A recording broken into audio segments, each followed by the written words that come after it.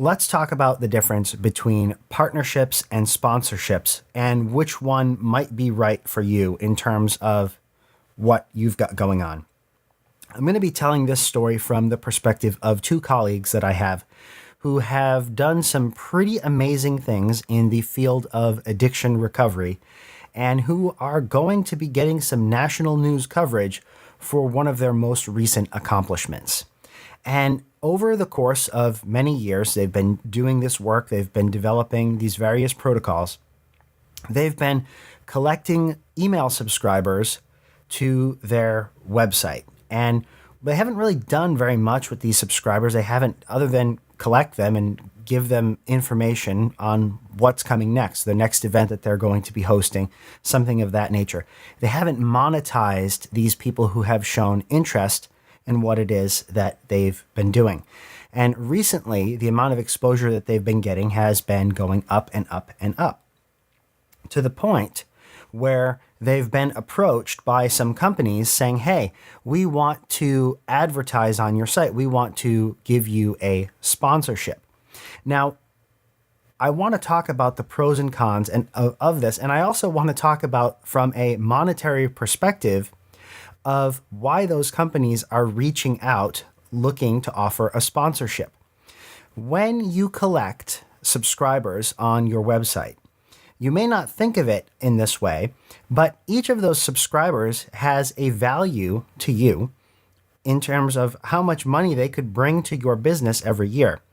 And the reason why those advertisers are approaching these two colleagues looking to advertise is because they've done that calculation.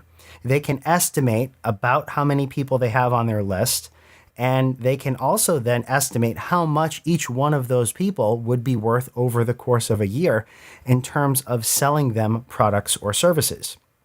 Now, the challenge with advertising is, especially with something, a subject such as addiction, where you want to be as honest and authentic as possible, is that as soon as you take on an advertiser or a sponsor, you are no longer in the business of bringing the message to the reader. You are now in the business of delivering the reader to the advertiser or the sponsor.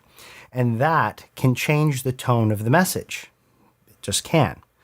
Now, let's contrast this with going and taking this from another perspective. Let's say that we do the math now, and we figure out how much each subscriber is worth to us over the course of a year. Now, rather than going on and taking a sponsor or taking an advertiser, we can figure out what it is that our audience really wants, what it is that they're struggling with, and now we can offer that to them directly from us and from an authentic place and in a way that is going to serve them based on the relationship that you already have with them. Now, developing a product doesn't necessarily have to mean going out and developing like a supplement or some physical product. You can certainly do that.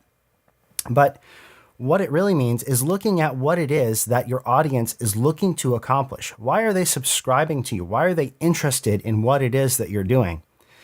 And then going and figuring out if there's a way you can deliver that to them in an electronic course format.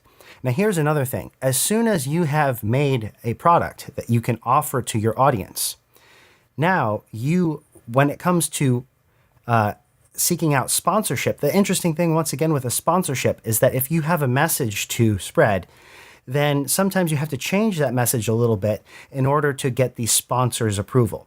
As soon as you have a product, now you're on parity with the sponsor because you have a product to sell. They have a product to sell. You come from a much higher position of power as opposed to a supplicant position from the sponsor to the supplicant. Now you're both product distributors. And so now it can become more of a revenue sharing thing than it becomes then necessarily a sponsorship style thing. The thing with a sponsorship, once again, is once you take that money, you have to do certain things that you may not that may not serve your audience, but does meet the needs of the sponsor. If you're selling your own product, then that sponsor that person who would have sponsored you, that organization or entity that would have sponsored you, you can set up a revenue share with them where they can promote your product and they can be aligned with your product. They get some of the revenue if a sale comes from them. But now your message is pure. Your message doesn't have to change at all. It's up to them. Hey, you know what? If they don't want to promote you, well, it's their loss, okay? And vice versa. So these are some of the questions that it's important to ask, and it's important to start asking these questions before you get featured on the news. Because while we can set this stuff up in short order, it's a lot easier to do it. Even if you have a week of notice, is a lot easier than 24 hours of notice. It's just, you can get a lot more done. So ask yourself the question, how are you going to be serving everyone who comes to your website as a result of your news exposure? And how have you set it up such that you can capture their email address in exchange for something of value that you'll be giving them, email newsletter, some sort of report, something like that? Because what you don't want to happen is you don't want to be on the news, be featured on the news, have people come to your website and not have something for them to do, not have an action for them to take. If you, this is perhaps a good example, but recovery programs are structured. If someone is addicted to something, they're not presented with, okay, pick and choose, where would you like to start? It's a very structured process. And when you send visitors from the news to your website, you want them to have the very same structured process or a similar structured process to make sure that they have the outcome that would serve them best and would serve you best. Much like in a treatment program, you want to have the best outcome for the person. That's going to happen only if there's certain structure present. So how are you structuring that to make sure that you're increasing the likelihood that that is going to happen? So questions for you to answer. Do you want sponsorship, or do you want to have something that's more on parity with the development of a product?